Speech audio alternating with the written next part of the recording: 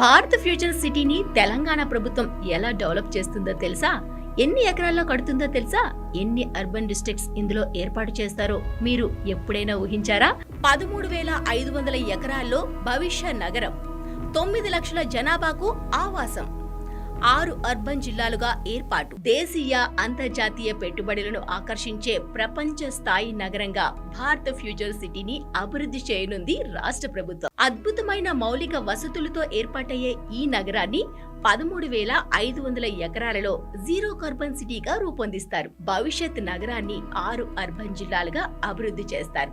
Artificial intelligence, health city, entertainment, క్రీడలు, data సెంటర్లు, అంతర్జాతీయ స్థాయి ఉన్నత విద్యా సంస్థల జిల్లాలుగా మొత్తం 6 నెలకొల్పుతారు.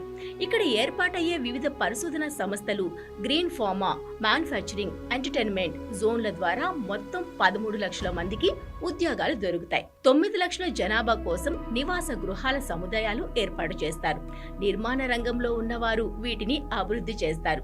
మరో నెల రోజుల్లో యంగ్ ఇండియా స్కిల్ యూనివర్సిటీ కార్యక్రమాలు ప్రారంభమవుతాయి. డేటా సెంటర్ల కోసం 400 ఎకరాలు కేటాయిస్తున్నారు. వచ్చే ఫిబ్రవరి చివరిలో ఇక్కడ నిర్మాణాలు మొదలవుతాయి.